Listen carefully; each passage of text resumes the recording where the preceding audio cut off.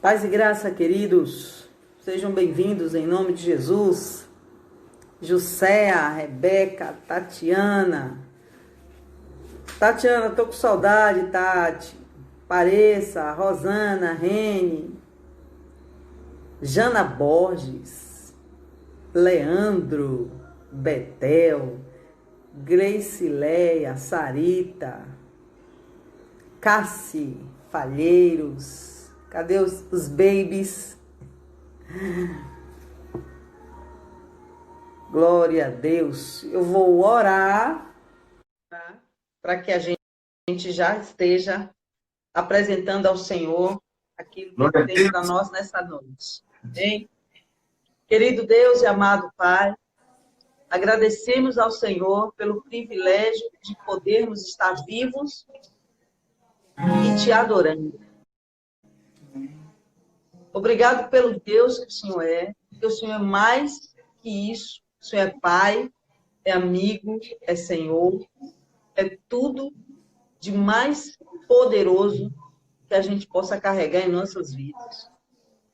Muito obrigado por essa noite. Abençoa a vida dos meus irmãos, cada um que estiver nesse auditório maravilhoso, se expressando e fazendo declarações de amor, seja alcançado pela tua presença e pelo poder da tua palavra nessa noite. Em nome de Jesus. Amém. Aleluia. Paz do Senhor, Josué. Paz do Senhor, pastora. Como vai? Tudo bem? Aqui. Isso. Vamos louvar o nome do Senhor. Glória a Deus. Manda ver aí. Aleluia. Manda ver que ele é digno. O Senhor nos ama incondicionalmente. Amém. Senhor,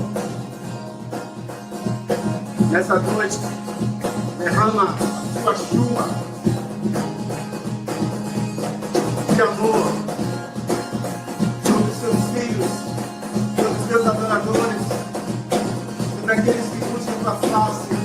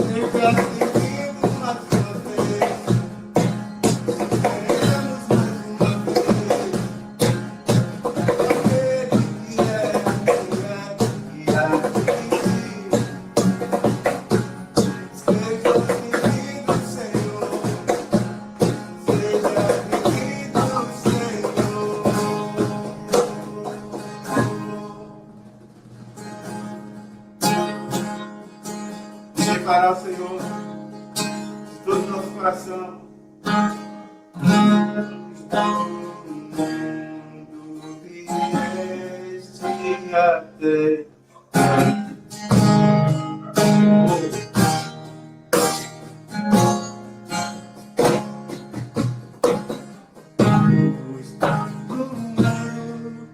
vieste a terra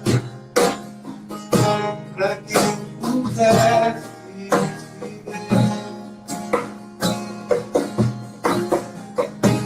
tua presença me leva a adorar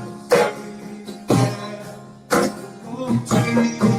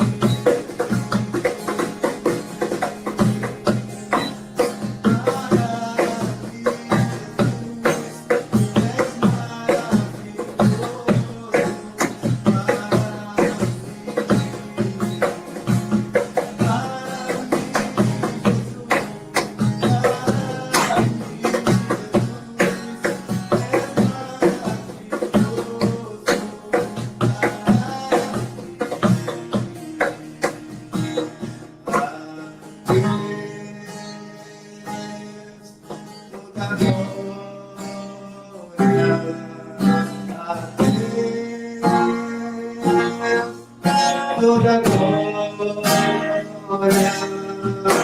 a Deus, toda glória e por nós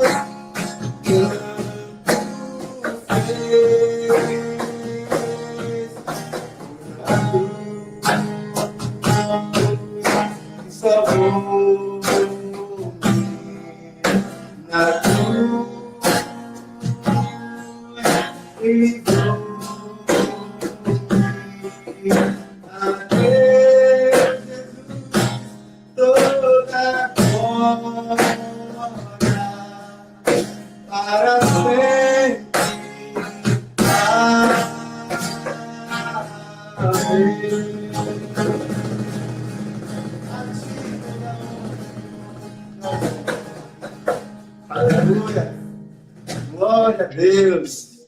Amém. Amém. Glória a Deus. Glória a Deus. Aleluia. Aleluia. Esse é o som da noiva. Esse é o som da noiva. Glória a A Deus. ministração que sai do coração. Aleluia. É essa que Deus aceita. Glória Deus a Deus. abençoe, querido. Deus abençoe. No final você volta. Glória a Deus. Hoje nós estamos felizes porque estamos recebendo o pastor Jorge, que esteve conosco uma vez e que está nos dando a honra de retornar por live, né, ao nosso convívio, né, a nossa comunhão. Então, eu agradeço a Deus pela vida do pastor Jorge, me sinto feliz por saber que ele topou, né, esse desafio de estar conosco, e já o convido, né, para sinalizar, para que a gente possa estar aproveitando o tempo máximo possível. Então, enquanto o pastor Jorge vai se aproximando aí, eu quero agradecer a Deus pelo culto de domingo na igreja, já estamos funcionando. E, mais uma vez, só ressaltar todos os cuidados que nós precisamos ter para ir ao culto no domingo, gente. Né? Tem álcool gel na porta, mas se você quiser, você pode levar o seu frasco de álcool. Você pode passar na cadeira, né? no assento que você vai usar, você vai sentar, você pode, né? Então, não pode haver aglomeração na entrada, nem no término do culto. É muito importante.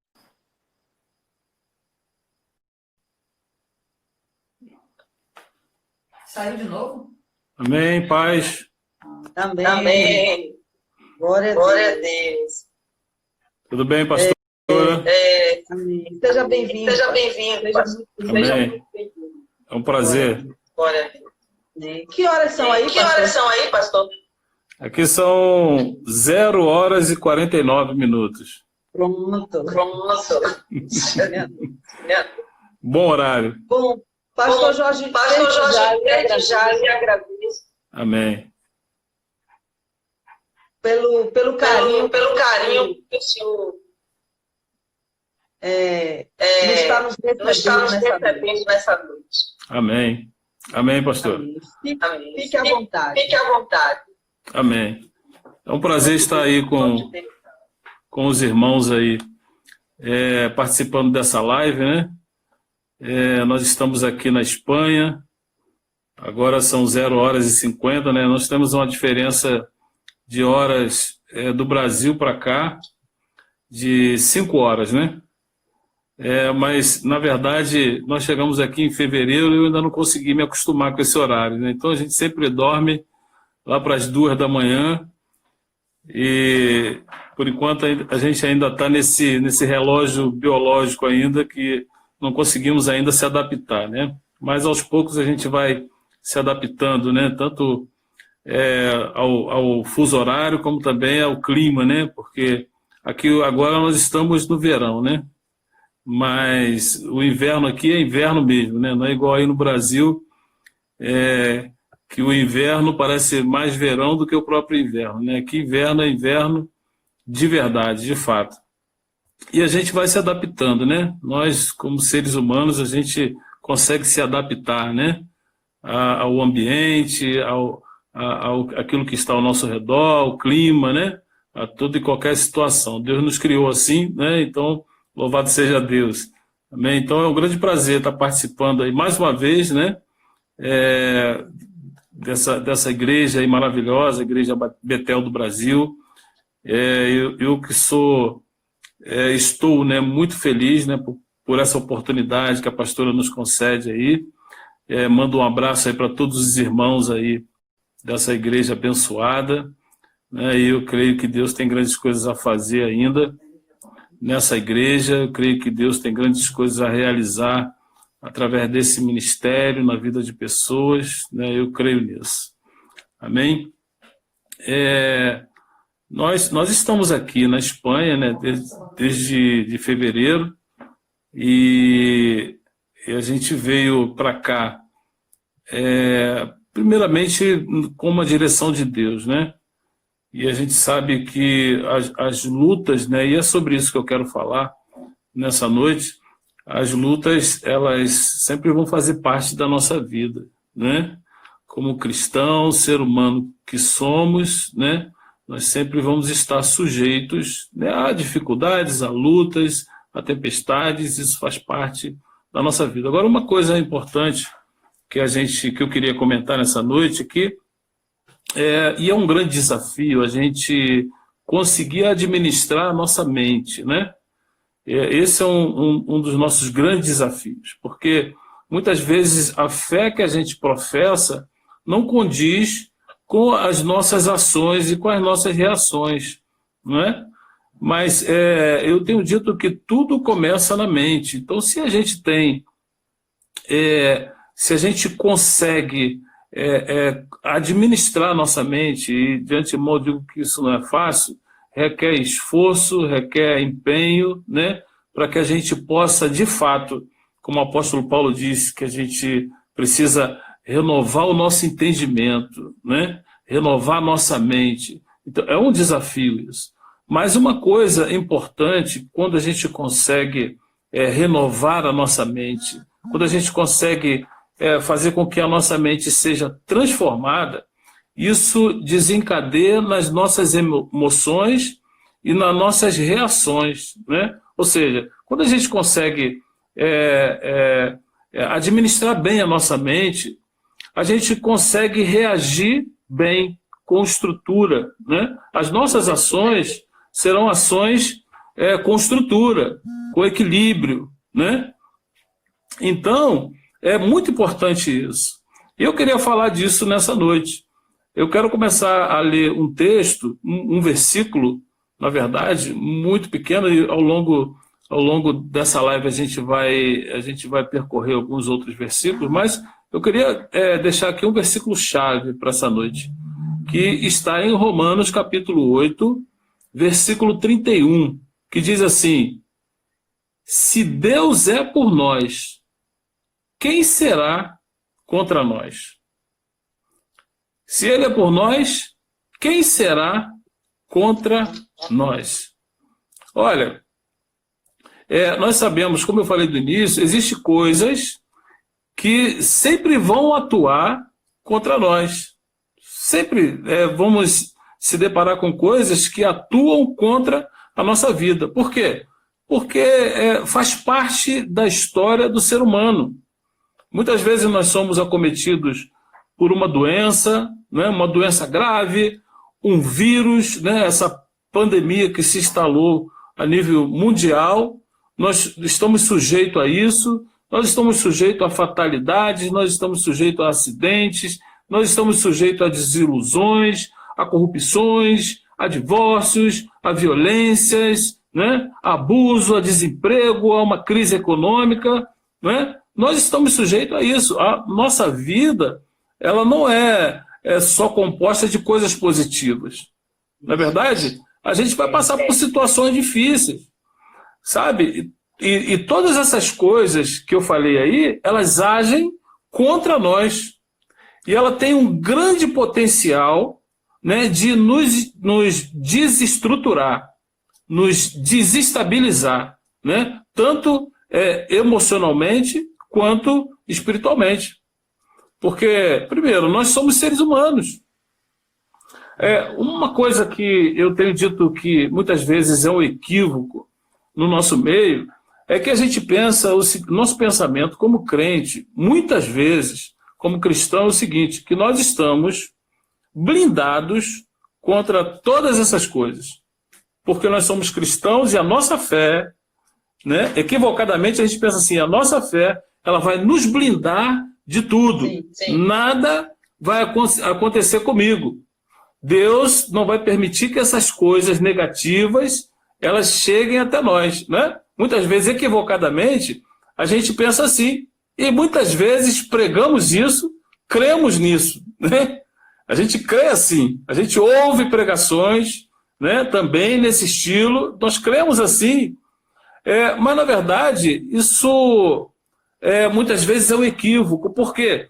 quando a gente nega a possibilidade de sofrermos dificuldades e aflições na nossa vida, a gente corre um sério risco de termos as nossas emoções desestruturadas. Essa é uma grande realidade. Por quê? Eu vou falar aqui, nesse contexto aqui, de 4 coisas importantes. Primeiro, trata-se da nossa condição física e frágil. Então, nós, seres humanos que somos, nós estamos sujeitos a adquirir enfermidades, adoecermos, nos ferirmos, né? Estamos sujeitos porque o nosso corpo, a nossa condição humana, ela é frágil. Então, a gente está sujeito às vicissitudes dessa vida, né? Segunda coisa, nós somos pecadores. E nós vivemos em um mundo caído e corrupto.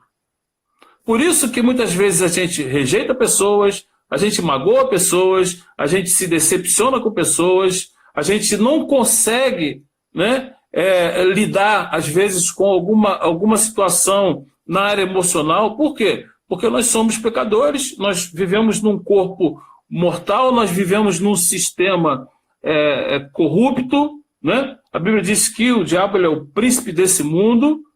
Então, nós estamos sujeitos, muitas vezes, a se decepcionar com pessoas, a se magoar ou magoar pessoas. Amém? Então, o terceiro ponto é que nós somos finitos. Nós temos um tempo aqui nessa terra. Vai chegar um dia em que a doença, o cansaço, a morte, ela vai bater na nossa porta. Né? Isso aí é inevitável. Outra coisa, a quarta coisa, é que nós não temos controle do futuro. Nós não sabemos o que vai acontecer amanhã. Nós não sabemos, de fato, o que nos espera amanhã. Nós sabemos de uma coisa, nós temos certeza. Como eu falei no início, Deus é por nós. Essa é a certeza que a gente tem. A certeza que a gente tem é que Deus está conosco. Nós temos essa certeza, mas nós não temos o poder de saber o que vai acontecer amanhã. O amanhã pertence a Deus, está na mão de Deus. Amém? Então, o sofrimento, ele é parte da nossa condição humana. E se a gente não entende, se a gente ignora isso, a gente acaba comprometendo a nossa estrutura emocional e espiritual. Essa que é a grande realidade, né? Quantas vezes a gente reage dizendo assim, eu não aceito isso, ou porque Deus permitiu isso, sabe? Eu lembro, não me veio aqui agora à mente, eu lembro da história de Ruth, né?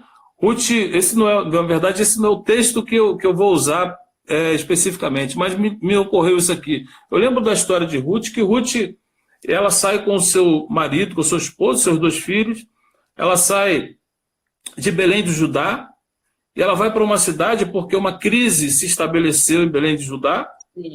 Belém de Judá, casa do pão. Só que falta pão na casa do pão. E Noemi sai com a sua família, com o seu esposo, Ruth sai com a sua família, com os seus 2, Noemi sai com seus 2 filhos, com seu esposo, e acontece que o esposo, ele morreu. Os seus 2 filhos, eles também morrem. E Noemi, ela volta para Belém de Judá, porque ela ouviu dizer que Deus começou a mandar pão para Belém de Judá novamente.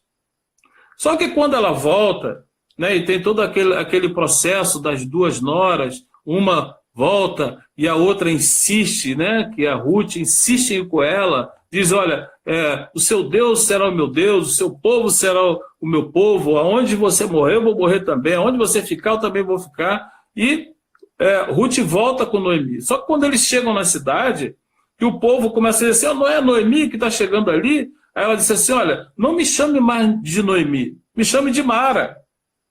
E ela diz assim, porque o Senhor me afligiu. Ela diz assim, olha, eu saí daqui com as mãos cheias e agora eu estou voltando com as mãos vazias. Ou seja, aí quando a gente para pensar, Noemi saiu de lá porque uma crise se estabeleceu, mas ela ainda tinha recurso, porque ela mesma disse, eu saí daqui com as mãos cheias e agora eu estou voltando com as mãos vazias, sem meu esposo, sem meus 2 filhos. O Senhor me fez um grande mal, o Senhor me afligiu.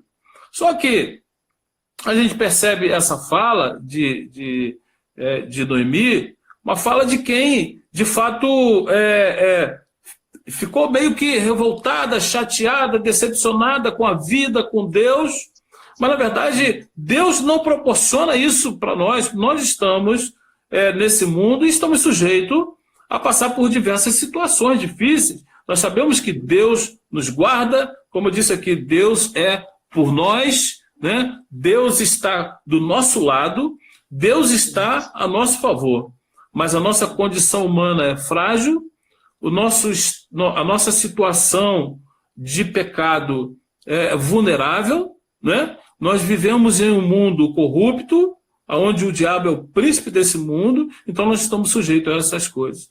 Então a questão é a gente administrar a nossa mente, porque quando os nossos pensamentos e as nossas emoções elas são renovadas, elas são reestruturadas, vai desencadear nas nossas ações lá na frente, vai desencadear no nosso dia a dia, no nosso modo de vida. Essa que é a grande realidade, porque tudo, como eu falei no início, tudo começa na mente. Tudo começa na mente. Olha, Jesus, ele disse assim, certa vez, vinde a mim, todos que estáis cansados e sobrecarregados, que eu vos aliviarei. Ele disse assim, tomai sobre vós o meu jugo, aprendei de mim, que sou manso e humilde de coração, e encontrareis descanso para as vossas almas, porque o meu jugo é suave e o meu fardo é leve. Jesus não estava dizendo assim, olha, vem para mim, porque todos os seus problemas vão ser resolvidos. Mas Jesus disse assim, olha, você vem e aprende de mim. Age como eu ajo. Reage como eu reajo. Porque o descanso verdadeiro é para a nossa alma. Sabe? E na Bíblia, a gente vai ver exemplos de homens que conseguiram, na verdade, administrar a sua mente, administrar os seus sentimentos, os seus pensamentos, e as suas emoções foram redimidas, as suas emoções foram estruturadas, suas ações foram ações de pessoas que demonstravam grandes estruturas em Deus, né? Jesus reconheceu a nossa sobrecarga e o nosso cansaço. Por quê? Porque ele sabe que isso faz parte da nossa condição humana. Jesus não disse que ia acabar com todas as nossas aflições. Pelo contrário, ele disse assim, olha, para os discípulos, no mundo tereis aflições. Mas ele disse assim, tens bom ânimo, porque eu venci esse mundo. Então, a alma é o centro das nossas emoções. A alma, a alma é o nosso intelecto, é o nosso pensamento, né? Eu costumo dizer que o nosso coração, quando a Bíblia fala de coração, ela não está falando de um órgão que bombeia o sangue para o nosso corpo, né? Para os nossos órgãos. Quando fala de coração, está falando de mente, está falando de centro das emoções. Então, é o lugar onde se processam os sentimentos e que vão gerar ações no nosso dia a dia. Essa que é a grande realidade. Então, Jesus disse assim, olha, vocês vão ter aflições no mundo, mas vocês precisam ter bom ânimo. Vocês precisam ter bom ânimo. E a vida abundante que Jesus ele tem para nós e que ele nos assegura, certamente ela não é isenta de sofrimento, mas é uma vida que nasce da cruz. Essa que é a grande verdade. É uma vida que nasce da cruz. Então, tomar diariamente a nossa cruz na verdade, é uma negação E é um caminhar em direção à maturidade e em direção à santidade. Essa que é a grande verdade. Olha, o apóstolo Paulo, vou ler um texto aqui. O apóstolo Paulo disse assim, 2 Coríntios 11, 22 e 23. Ele disse assim, olha, são hebreus? Também eu. São israelitas? Eu também. São descendentes de Abraão? Também eu. São ministros de Cristo? Falo como fora de mim, eu ainda mais. Em trabalhos, muito mais. Em açoites, mais do que eles. Em prisões, muito mais. Em perigo de morte, muitas vezes. Recebi dos judeus 5 quarentenas de açoite menos 1. 3 vezes fui açoitado com varas. 1 vez fui apedrejado. 3 vezes sofri naufrágio. 1 noite e 1 dia eu passei no abismo. Em viagem muitas vezes. Em perigo de rios. Em perigo de salteadores. Em perigos da minha nação, dos da minha nação. Em perigo dos gentios. Em perigos na cidade. Em perigos no deserto. Em perigos no mar. Em perigos entre os falsos irmãos. Em trabalhos, em fadigas, em vigílias muitas vezes, em fome, em sede, em jejum muitas vezes, em frio, em nudez, além das coisas exteriores, me oprime cada dia o cuidado de todas as igrejas. Quem enfraquece, que eu não enfraqueça. Quem se escandaliza, que eu não me abrase. Se convém gloriar-me, gloriar-me-ei no que diz respeito à minha fraqueza. O Deus Pai de nosso Senhor Jesus Cristo, que é eternamente bendito, sabe que eu não minto. Em Damasco, o que governava sobre o rei Aretas, pois guarda as portas da cidade dos damascenos para me prenderem. Eu fui descido no cesto por uma janela da muralha e assim escapei das suas mãos. Certamente, irmãos, muitas coisas afligiu o apóstolo Paulo. Muitas coisas estavam contra o apóstolo Paulo. Mas ele tinha um grande potencial para dizer, Deus não é por mim. De tudo que o apóstolo Paulo sofreu, ele tinha um grande potencial para dizer assim, Deus não está comigo. Não, Deus não está do meu lado, não é possível. Eu sofri tudo isso, Deus não é por mim. Mas o que o apóstolo Paulo afirma é justamente ao contrário. Ele diz assim, Deus é por nós. Ele diz assim, Deus é por nós e quem será contra nós? Deus é por mim. Deus é por você. Deus é por nós. Ele está afirmando isso. Ele está dizendo assim, Deus está do nosso lado. O Emanuel, né? O grande eu sou, está conosco, né? O príncipe da paz, ele está do nosso lado, Deus está ao nosso favor. E aí, o apóstolo Paulo diz assim, se Deus é por nós, o que essas coisas, todas essas coisas que a gente falou, que o apóstolo Paulo sofreu, todas essas coisas que porventura, né, algum irmão que está hoje nos acompanhando aqui, porventura esteja sofrendo, seja uma decepção, seja uma enfermidade, seja um problema, um medo, algo que esteja nesse momento afligindo, quem sabe alguns dos irmãos que estão nos acompanhando aí, a grande questão é o seguinte, o que essas coisas que estão te afligindo, ou pessoas, quem sabe, o que elas podem fazer contra você? O que elas podem fazer contra nós? Quando a gente usa só a segunda parte, a gente fica meio que vagando. Mas quando a gente usa a segunda parte do versículo baseada na primeira, olha, ninguém pode fazer nada, coisa nenhuma pode fazer algo contra nós, porque a primeira parte do texto diz assim, olha, Deus é por nós. E essas coisas, elas não têm nenhum poder de desestruturar as nossas emoções, as nossas ações e as nossas reações. Essa que é a grande realidade. Porque se Deus é por nós, essas coisas não vão exercer força, não vão exercer efeito sobre a nossa vida. Nós vamos até passar por situações difíceis, o apóstolo Paulo passou. Quando a gente olha para a nossa própria vida, quantas situações difíceis nós atravessamos, sabe? Mas como eu falei desde o início, nós não somos blindados pela nossa fé, ao ponto de que nada vai vir contra a nossa vida. Tem coisas que se levantam sim contra a nossa vida. Só que essas coisas não vão ter poder nenhum sobre a nossa vida, porque Deus é por nós. Deus é contigo, meu irmão. Deus é contigo, minha irmã. Você hoje que está aí nos ouvindo. Deus é por nós. Sabe? Olha, o apóstolo Paulo ele dá uma orientação a Timóteo também. Outro texto que eu vou ler aqui. E é bom a gente sempre ler a Bíblia bastante, né? Ó, o apóstolo Paulo, 2 Timóteo 1,7, ele disse assim, olha, 1,7 vou ler até o 13.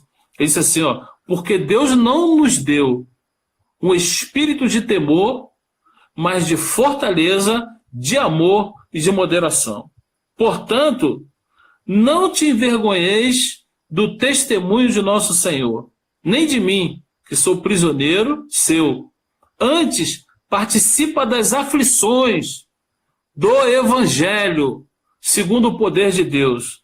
Quem nos salvou, olha aí, irmãos, quem nos salvou e chamou com uma santa convocação, não segundo as nossas obras, mas segundo o seu próprio propósito. A última vez que eu preguei, eu falei de propósito aí na igreja da pastora. Então, Deus tem um propósito conosco. E ele continua dizendo assim, ó, e a graça que nos foi dada em Cristo Jesus, antes dos tempos dos séculos, e que é manifesta agora pela aparição do nosso Senhor Jesus Cristo, o qual aboliu a morte e trouxe luz, a vida e a incorrupção pelo Evangelho, para o que foi constituído pregador e apóstolo e doutor dos gentios, do apóstolo Paulo, por cujo essa causa eu padeço, também isto, mas não me envergonho, porque eu sei em quem eu tenho crido. Olha aí, quem passou por todas essas situações, ele diz assim, eu sei em quem eu tenho crido. E eu estou bem certo de que ele é poderoso para guardar o meu depósito até aquele dia.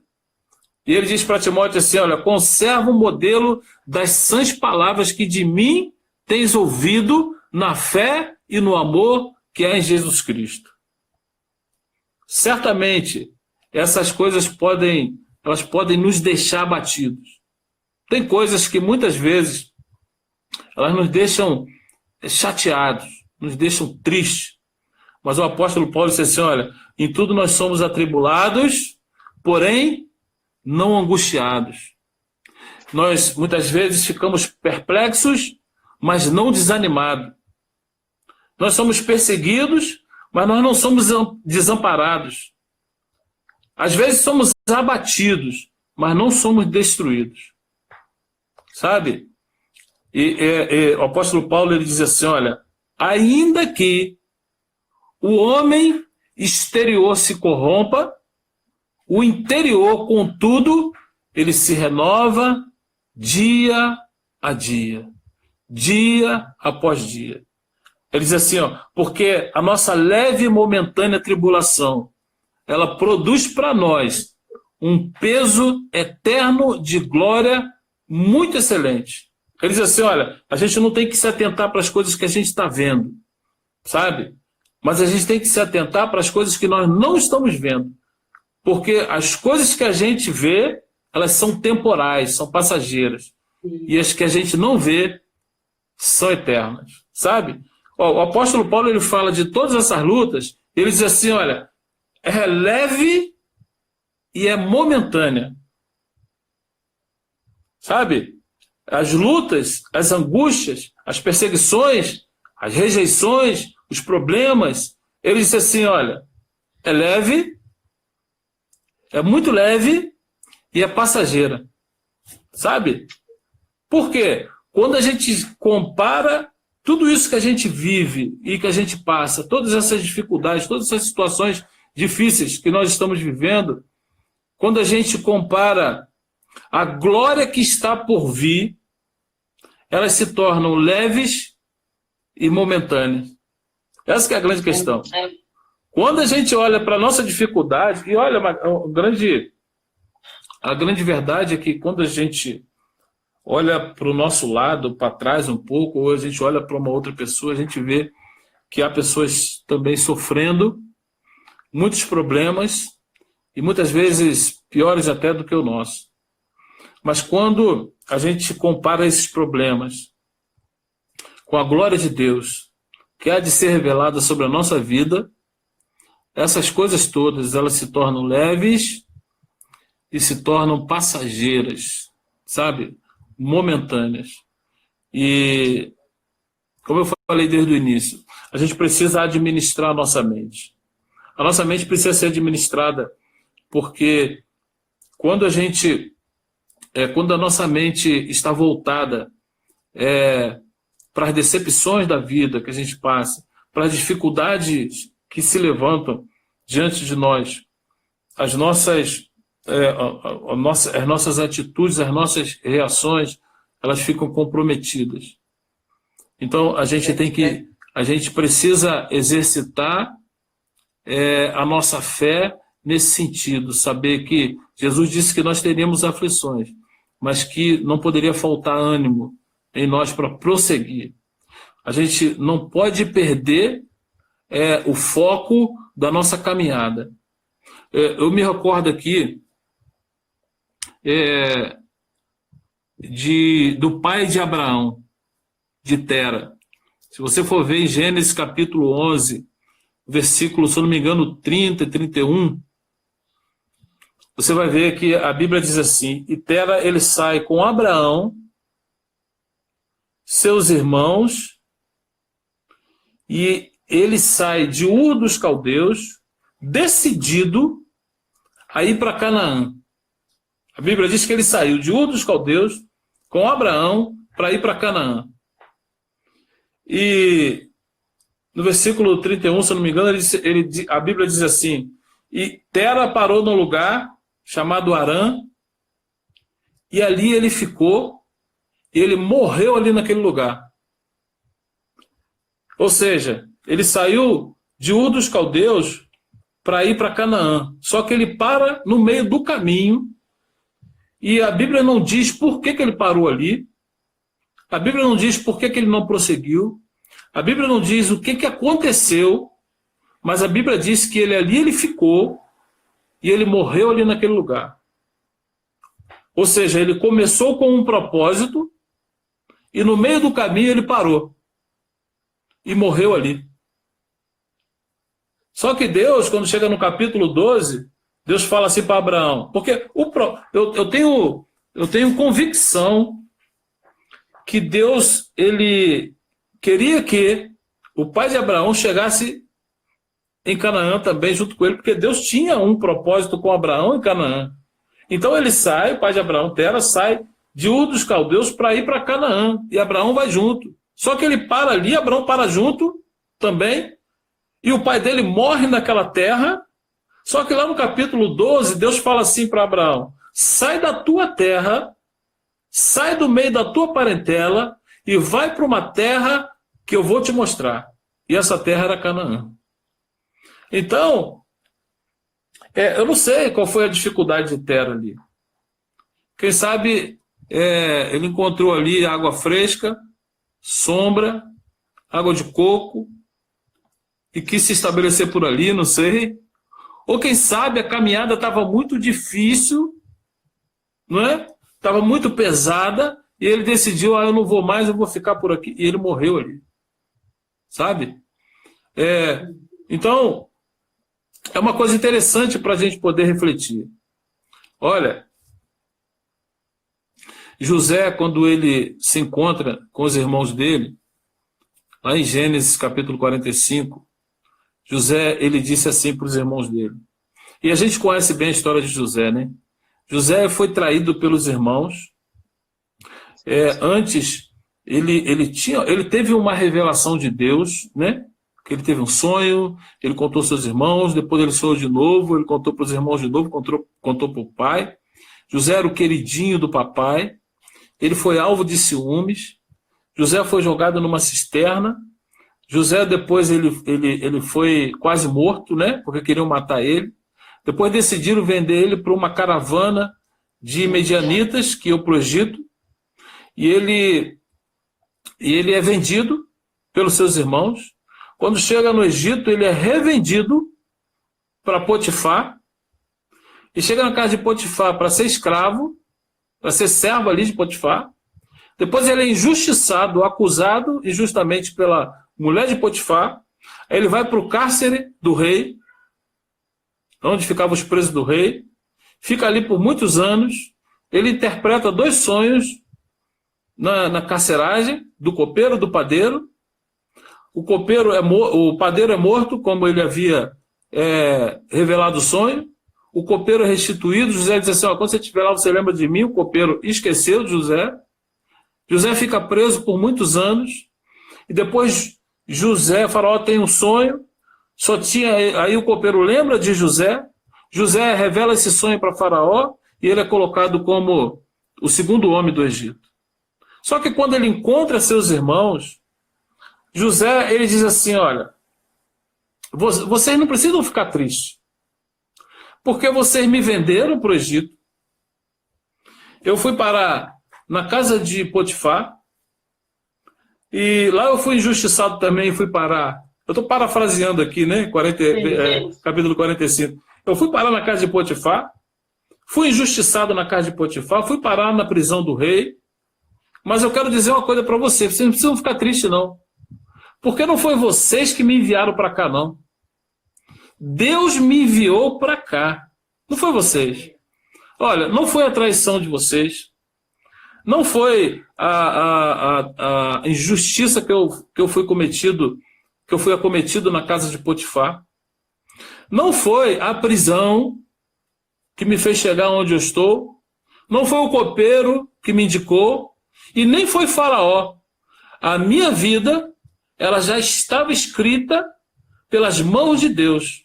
A minha vida já estava sendo guiada pelas mãos de Deus. Então não pense, vocês podem ficar tranquilos. Vocês não precisam ficar com medo. Não foi vocês que me mandaram para cá, não. Deus que me enviou para cá. Para que toda essa geração que vocês estão vendo aí fosse conservada com vida. Então, irmãos, a sua história ela não vai ser escrita pelas decepções, pelos problemas, pelas dificuldades, pelas traições, pelas injustiças. A sua história está sendo escrita pelo Deus Todo-Poderoso. É Ele que constrói a sua história. É Ele que dá a direção para a sua vida, independente do que esteja acontecendo. A história de José ela foi escrita pelas mãos do Todo-Poderoso Criador e Fiel. Ela não foi escrita pelas mãos dos irmãos de José. Ela foi escrita pelas mãos de Deus. A nossa história ela é escrita pelas mãos de Deus. Então não importa qual seja a situação que hoje vocês estejam passando, ou que eu, porventura, esteja passando, não importa qual sejam as lutas, as dificuldades, o que importa nesse momento é que nós temos que buscar a presença de Deus, a santificação, e nós temos que mudar nossa mente. Mudar nossa mente. E saber que todas essas coisas, elas são leves e são momentâneas. O que Deus tem preparado para nós é muito maior. É eterno. Quando a gente olha para essas dificuldades e compara essas dificuldades ao peso da glória que há de nos ser revelada, todas essas coisas são passageiras. Vão passar, são leves e momentâneas. Sabe, pastora? Então, eu creio assim. E eu não creio num crente super-homem. Eu creio num crente com a mente transformada. Mesmo muitas vezes abatido, mas ele diz assim, eu estou abatido, mas eu não estou destruído, porque Deus é por mim. Jeová está do nosso lado. ele está em nosso favor. Ele está conosco. Então, se Deus é conosco, essas coisas não podem fazer nada para nos prejudicar. Não vai fazer. Sabe, irmãos? Então, essa palavra que eu queria deixar aí para essa igreja abençoada nessa noite, né, e dizer que para mim foi um privilégio, né, ter essa oportunidade. Eu confesso que a gente está aqui na Espanha e passamos por um período aqui de quarentena, ficamos aqui mais de 3 meses presos, né, dentro de casa, e agora há um mês e pouquinho que nós começamos agora a sair, as coisas voltarem ao normal, com máscara, né, com todos aqueles cuidados, né, que a gente precisa tomar. Então agora que a gente está saindo um pouco mais, e a gente ficou também sem poder estar na igreja, né? Eu sempre acompanhava uma live ou outra, a live da pastora, do bispo Jaime. Então a gente estava sempre ocupando a nossa mente com as coisas de Deus. Agora a gente está começando a sair, já estamos visitando aqui algumas igrejas e tal. Então eu agradeço muito a pastora, a essa igreja aí que nos recebeu, né, com muito carinho, desde a primeira vez que eu estive aí. E quero dizer que eu sou muito grato, né? Minha esposa manda também um abraço, pastora Luciana, está mandando um abraço aí para a pastora, para os irmãos. Amém? Que Deus abençoe a todos aí nessa noite. Em nome de Jesus. Amém. Amém. Pastor, foi bênção. Amém. Palavra. Amém, É pastor. tudo que Nós precisamos entender. Verdade, Porque ouvir, porque Deus só tem com a voz. verdade. Mas até que essa palavra, esse coração se atende e começa a gerar o fruto fruto que que gerar, gerar, a gente a gente precisa precisa estar estar dando dando ela. E E o a fato parte da da mente mente começar a ser controlado pelos Espíritos isso é isso é muito importante. Verdade. porque Porque tem sido dias realmente delicados, difíceis.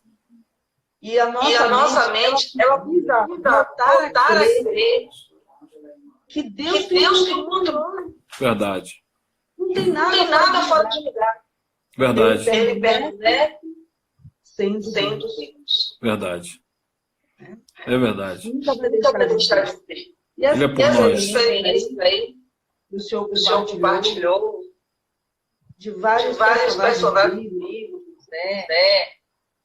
né? Que Que, inclusive, os os jovens jovens estão estudando Amém. a vida de José, trabalhando em cima disso, Glória a Deus, né? né? E né? Deus E tem Deus tem falado bastante com muito o Espírito Rita, Rita, o José, José, Amém. que que passou passou por muita diversidade, adversidade, mas que mas que conseguiu conseguiu chegar chegar a a uma uma avaliação avaliação final de de honra, quando ele disse tudo foi foi simplesmente simplesmente Deus. Verdade. Né? Verdade. Tudo era Deus. É verdade. Tudo. É verdade, Então, eu me pastor. Então, eu me sinto feliz, feliz, pastor, porque às vezes a gente não quer aceitar o que o que se passa em nossas vidas. É verdade. Mas a gente tem que entender que Verdade. que tudo é Deus. Está no controle de tudo, né? É Deus não perde o controle de simples nada. É, verdade. É simples. Basta a gente entender, né? Essa semana eu estava falando, Deus me deu uma palavra também, que é uma outra oportunidade, eu estou ainda... Mas o apóstolo Paulo, ele disse assim, olha, eu aprendi a me contentar ou a viver satisfeito em toda e qualquer situação. Agora, quando a gente olha para o apóstolo Paulo, a gente vai pensar assim, o que um homem desse precisava aprender? O cara foi criado nos pés de Gamaliel, um dos rabinos mais conceituados da época. O camarada era judeu, ele era cidadão romano, poliglota, doutor da lei. O camarada conhecia tudo, tinha status. O que um cara desse precisava aprender ainda? Mas ele disse assim, eu aprendi a viver, eu aprendi a viver com contentamento, eu aprendi a viver satisfeito. Ele disse assim, eu tudo posso naquele que me fortalece. Quando ele fala isso, ele faz uma lista das dificuldades, das lutas, das adversidades. Ele diz assim, tudo posso naquele que me fortalece. Sabe? Mas essa é a questão. É a gente, como a senhora falou aí também, deixar Deus conduzir a nossa mente. Né? Deus conduzir a nossa mente. Essa que é a grande verdade. Pastor, muito obrigado mais uma vez. Nada, eu que agradeço, pastor. Um abraço para a sua família. Sim. E orando pela tua